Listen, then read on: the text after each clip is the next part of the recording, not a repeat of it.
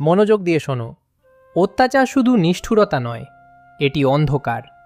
এটি তখনই ঘটে যখন কোনো কিছু এমন জায়গায় স্থাপন করা হয় যেখানে তার কখনোই থাকার কথা ছিল না, যখন সত্যকে উপেক্ষা করা হয়, যখন অধিকার কেড়ে নেওয়া হয়, যখন আত্মা নিজেকেই বিশ্বাসঘাতকতা করে। ইসলামে জুলুম কোনো তুচ্ছ বিষয় নয়, এটি হালকা কিছু নয়। এটি এমন এক ভার যা এই দুনিয়া এবং পরকাল উভয় জগতেই জীবনকে চূর্ণ করে দেয়। তুমি তোমার প্রতিপালকের প্রতি জুলুম করো যখন তুমি তাকে ভুলে যাও। তুমি অন্যদের প্রতি জুলুম করো যখন তুমি কষ্ট দাও, প্রতারণা করো বা যা তোমার নয় তা ছিনিয়ে নাও।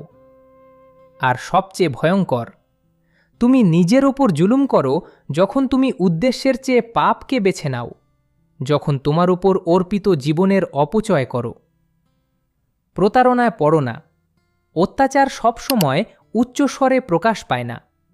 কখনো এটি সেই নীরবতা যখন তোমার কথা বলা উচিত ছিল, কখনো এটি অহংকার যখন তোমার বিনয়ী হওয়া উচিত ছিল, কখনো এটি সেই নিঃশব্দ ক্ষতি যা তুমি করো ভেবে যে কেউ দেখছে না, কিন্তু আল্লাহ দেখেন সর্বদা।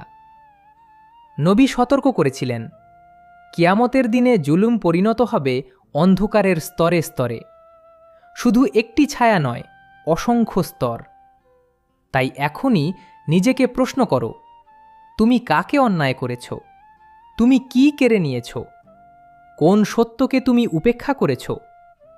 সংশোধন করো আজই, সেই দিন আসার আগেই যখন আর কিছুই পরিশোধ করা যাবে না, তোমার নিজস্ব সৎকর্ম ছাড়া।